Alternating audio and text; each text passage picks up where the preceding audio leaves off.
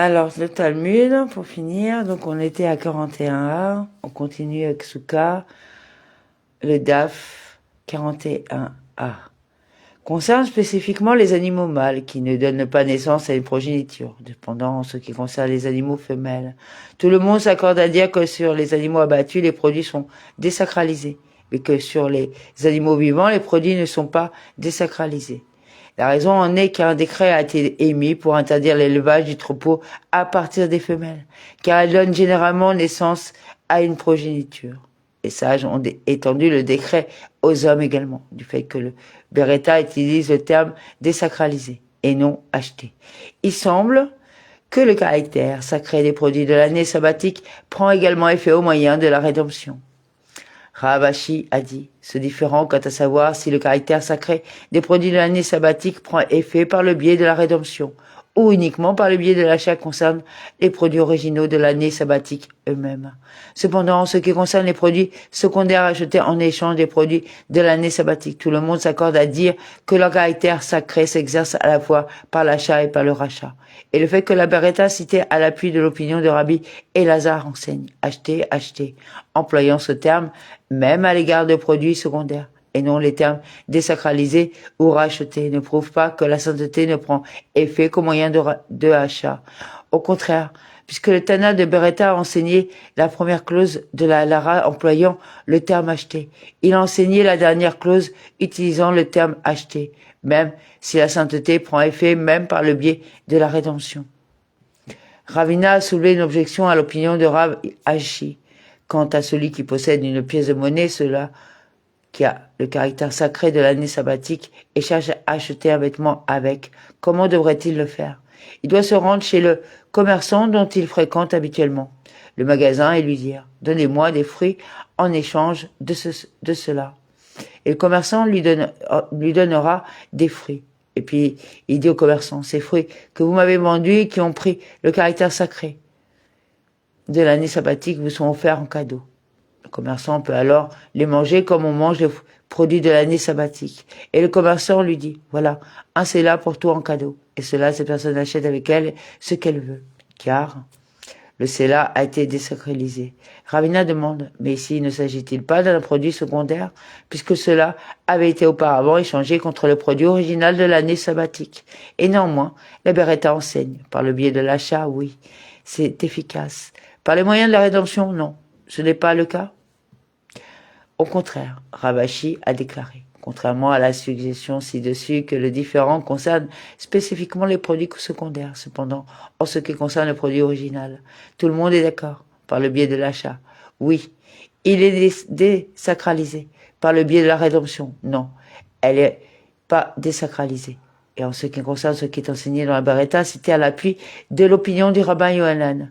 Les produits de l'année sabbatique et les produits de la deuxième dîme sont désacralisés sur le bétail, les animaux non domestiqués et la volaille, ce qui indique que le caractère sacré de l'année sabbatique, le produit prend effet à la fois par l'achat et par le rachat. Quelle est la signification des produits de l'année sabbatique? Il fait référence à l'argent échangé contre des produits de l'année sabbatique, mais pas aux produits eux-mêmes. Et la même chose doit être dite en ce qui concerne la deuxième dîme mentionnée dans cette Beretta, car si vous ne le dites pas, mais dites plutôt que la deuxième dîme mentionnée dans la Beretta est le véritable produit de la deuxième dîme. N'est-elle pas écrite avec concernant la deuxième dîme? Alors, tu la changeras en argent et tu liras l'argent dans ta main. Et tu donneras l'argent pour tout ce que ton âme désire. Deutéronome 14, 25 à 26, indiquant que la deuxième dîme produit ne peut être échangé qu'avec de l'argent, avec lequel d'autres produits alimentaires peuvent être achetés. La Beretta doit plutôt faire référence à l'argent échangé contre les produits de la deuxième dîme et non aux produits eux-mêmes. Ici aussi, en ce qui concerne l'année sabbatique, la Beretta fait référence à l'argent échangé contre les produits de l'année sabbatique et non aux produits eux-mêmes. Mishnah, à l'origine, à l'époque du temple, le lave était pris dans le temple pendant 7 jours, et dans le reste du pays, en dehors du temple. Il est pris pendant une journée. Une fois le temple détruit, Rabban Yohanan ben Zakkaï a institué une ordonnance selon laquelle le lave devait être pris, même dans le reste du pays, pendant 7 jours, en commémoration du temple. Et pour les raisons similaires, il a institué une ordonnance interdisant de manger les grains de la nouvelle récolte pendant la journée où l'on agit l'offrande du Homer. Il interdit de manger les grains de la nouvelle récolte jusqu'à ce que l'offrande du Homer soit apportée et agitée dans le temple le 16 Nissan. L'offrande était sacrifiée le matin. Cependant, après avoir pris en compte les retards potentiels, la nouvelle récolte est restée interdite jusqu'à ce qu'il soit clair que l'offrande avait été sacrifiée. En pratique, il était interdit de manger le nouveau grain jusqu'à la fin du 16 Nissan. Cela ne fut permis que le 17. Une fois le temple détruit et qu'il n'y avait plus d'offrande d'Homer sacrifiée, il est permis de manger la nouvelle récolte 16. Cependant, Rabban Yohanan a institué une ordonnance selon laquelle la consommation du nouveau grain resterait interdite jusqu'au 17 pour commémorer le temple. La Gemara demande où tirons-nous que nous instituions des ordonnances en commémoration du temple. Rabbi Yohanan a dit que c'est comme le dit le verset, car je vous redonnerai la santé, je vous guérirai de vos blessures, dit l'Éternel, parce qu'on t'a traité de paria. Elle est Sion. Personne ne la cherche. Jérémie 30:17, du fait que le verset déclare, personne ne la cherche. On peut déduire par l'édition qu'il faut chercher, c'est-à-dire que les gens doivent penser au temple et s'en souvenir. C'est la raison de l'ordonnance de Rabban Yohanan ben Zakkai. Paragraphe, la Mishnah continue. Rabban Yohanan a institué que pendant toute la journée où l'on agite l'offrande du Homer, il est interdit de manger le grain de la nouvelle récolte. La Gemara demande quelle est la raison de cette ordonnance et que bientôt le temple sera reconstruit. Et les gens diront, l'année dernière, quand le temple était en ruine, n'avons-nous pas mangé de la nouvelle récolte dès que l'horizon oriental s'éclairait, car la nouvelle récolte était autorisée immédiatement avec l'arrivée du matin du 16 Nissan? Maintenant aussi mangeons le nouveau grain à ce moment-là. Ils ne savent pas que même si l'année dernière, quand il n'y avait pas de temple, l'illumination du ciel oriental permettait de manger immédiatement le nouveau grain. Maintenant qu'il y a un temple, l'offrande du Homer permet de manger le nouveau grain. Jusqu'à ce que l'offrande du Homer soit sacrifiée, le nouveau grain n'est pas autorisé. La Gemara demande, quand le temple sera-t-il reconstruit dans ce scénario? Si nous disons qu'il sera reconstruit le 16 Nissan, puisque le matin, le temple n'était pas encore construit. L'illumination du ciel oriental permettait de manger le nouveau grain, car l'offrande du Homer ne pouvait pas encore être apportée. Dites plutôt qu'il sera reconstruit le 15 Nissan ou à une date antérieure, auquel cas le nouveau grain ne serait pas permis qu'à par l'illumination du ciel oriental. Dans ce cas, à partir de midi, il est permis de manger le nouveau grain comme nous l'avons appris dans une Mishnah du traité Ménarot. Les gens éloignés de Jérusalem qui ignorent l'heure précise à laquelle le Homer a été apporté sont autorisés à manger le nouveau grain à partir de midi, car les membres de la cour ne sont pas indolents à l'égard du Homer et ne retarderaient pas l'apport de l'offrande après-midi. La Gemara dit, non, il est nécessaire d'instituer l'ordonnance uniquement dans le cas où le temple sera reconstruit la nuit, le soir du 16, et qu'il n'y a pas eu de possibilité de couper le Homer cette nuit-là. Alternativement, il était nécessaire d'instituer l'ordonnance dans le cas où le temple était construit à côté du coucher du soleil le 15, car il n'y aurait pas suffisamment de temps pour déterminer tous les préparatifs et sacrifier l'offrande avant midi, le lendemain. Par conséquent, Rabban Yohanan ben Zakkai a institué que le nouveau grain soit interdit pendant toute la journée du 16. Rav Nahman bar Israq a dit, ce n'est pas la raison, au contraire. Rabban Yohanan ben Zakkai a déclaré son ordonnance conformément à l'opinion de Rabbi Yehuda qui a déclaré. Il est interdit par la loi de la Torah de manger du nouveau grain jusqu'au 17 Nissan comme il est écrit. Dav 41b. Et vous ne mangerez ni pain, ni grain grillé, ni grain frais, jusqu'à ce que ce même jour, Etzem, jusqu'à ce que vous ayez apporté l'offrande de votre Dieu. Lévitique 23:14, indiquant jusqu'à l'essence Itz sumo, du jour et non la veille. Et il soutient que lorsque le verset déclare jusqu'à, le mot jusqu'à est inclusif, ce qui signifie que le grain n'est autorisé qu'après la conclusion du 16e. La Gemara demande, et Rabban Yohanan ben Zakkai est-il conforme à l'opinion de Rabbi Yehuda? N'est-il pas en désaccord avec lui? Comme l'enseigne Beretta, une fois le temple détruit, Rabban Yohanan ben Zakkai a institué que pendant toute la journée où l'on agite l'offrande du Homer, il devrait être interdit de manger le grain du nouveau, recadré. Rabbi Yehuda lui dit, n'est-ce pas interdit par la loi de la Torah puisqu'il est écrit, jusqu'à ce que même jour, ce qui signifie jusqu'à l'essentiel du jour? Apparemment, ils ont deux opinions divergentes. La Gemara répond, c'est Rabbi Yehuda qui se trompe. pensait que Rabban Yohanan ben Zakkai disait que c'était interdit par la loi rabbinique, et ce n'est pas le cas. Il dit que c'est interdit par la loi de la Torah. La Gemara demande, mais la Mishnah n'a-t-elle pas dit Rabban Yohanan ben Zakkai a institué indiquant qu'il s'agit d'une ordonnance rabbinique? La Gemara répond, quelle est la signification d'instituer? Cela signifie qu'il a interprété les versets de la Torah et a institué un avis public pour que les multitudes se conduisent en conséquence.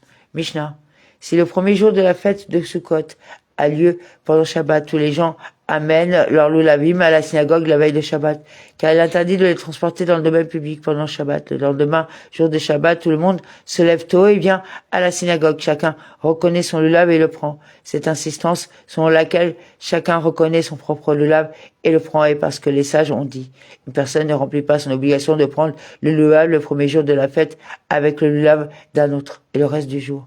Les jours de fête, une personne remplit son obligation même avec le lulav d'une autre. Rabbi Yosi dit, si le premier jour de la fête tombe un Shabbat et qu'il a oublié à emporter le lulav dans le domaine public, il est exempté de l'obligation d'apporter un sacrifice d'expiation pour l'obligation d'apporter cette transgression involontaire, car il a accompli avec permission, c'est-à-dire qu'il était préoccupé par l'accomplissement de la mitzvah et l'accomplissait. Gemara, d'où viennent ces choses que l'on ne remplit pas son obligation avec le lulav d'un autre le premier jour de la fête? C'est comme l'ont enseigné les sages qui est écrit. Et vous prendrez pour vous le premier jour le fruit d'un bel arbre, des branches de dattier, des branches d'arbres à feuilles denses et des saules de ruisseaux. Lévitique 40. L'utilisation de la deuxième personne du pluriel dans la phrase « et vous prendrez » indique qu'il devrait y avoir une prise dans la main de chaque personne. Le mot « vous-même » dans l'expression « prenez pour vous » signifie du vôtre. Pour exclure un lulav emprunté ou volé. De là, les sages ont déclaré une personne ne remplit pas son obligation le premier jour de la fête avec le lulav d'un autre, à moins que celui-ci ne le lui donne comme un cadeau à part entière, car dans ce cas, il lui appartient.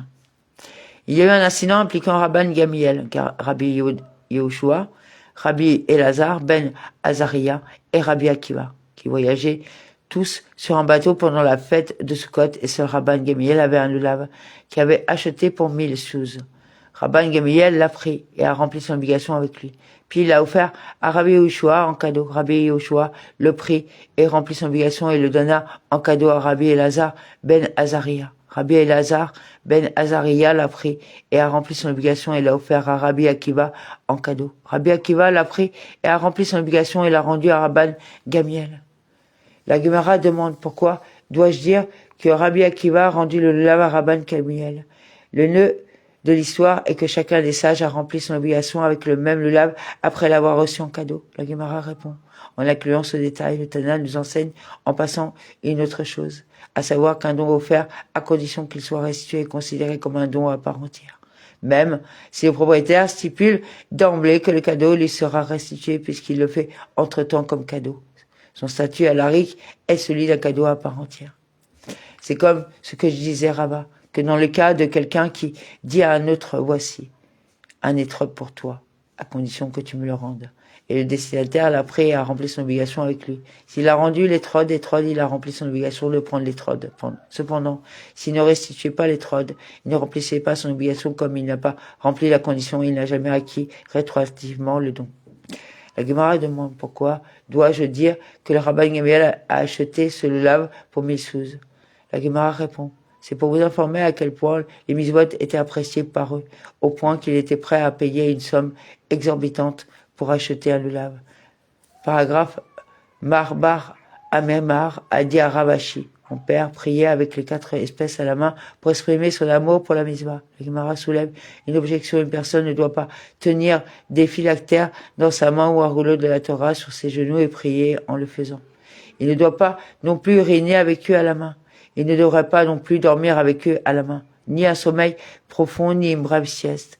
Et Shmuel dit, en ce qui concerne un couteau, un bol plein de nourriture, une miche de pain ou de l'argent, ces objets sont semblables à se mentionner ci-dessus comme il craint que ces objets ne lui tombent des mains. Il est distrait et incapable de se concentrer sur ses prières. Pourquoi alors est-ce le cas en ce que concerne le lulav? Il devrait être interdit de tenir le lulav pendant la prière pour la même raison. La Gemara répond, là, dans les cas énumérés ci-dessus, ils ne sont pas liés à l'accomplissement du mitzvah et il s'en préoccupe. Par conséquent, cette préoccupation le détourne de ses prières. Ici, dans le cas des 4 espèces, elles sont liées à l'accomplissement du mitzvah dont il ne s'en préoccupe pas d'une manière qui pourrait le distraire de ses prières.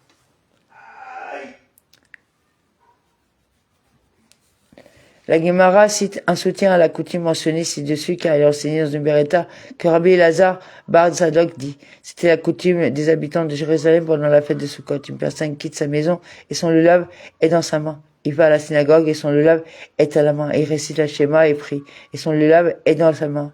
Il lit la Torah et un prêtre lève les mains pour réciter la bénédiction sacerdotale.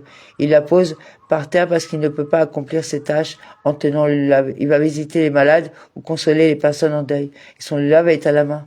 Il entre dans la salle d'études pour étudier la Torah. Il renvoie son lulav chez lui entre les mains de son fils, entre les mains de son esclave ou entre les mains de son argent. La Gemara demande que nous enseigne la Beretta en racontant tous ces détails qui semblent établir la même pratique.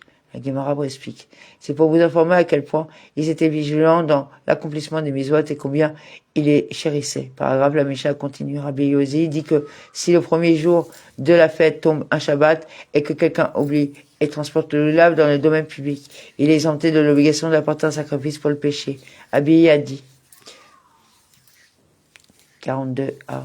Les sages ont enseigné qu'il n'est exempté dans le cas où il n'a pas encore rempli son obligation. Cependant, s'il a déjà rempli son obligation et qu'il exécute le lulav, il est susceptible d'apporter un sacrifice pour le péché. La Gemara demande, est-il possible de porter le lulav sans remplir son obligation? N'a-t-il pas, dès qu'il a soulevé, rempli son obligation à son égard? Abiya a déclaré. Ça fait référence à un cas où il l'a renversé et relevé. On ne remplit pas son obligation qu'en la soulevant de la manière dont elle grandit. Donc on continuera demain, c'était juste pour finir le paragraphe. Bonne soirée, que Dieu vous bénisse à tous, si Dieu veut.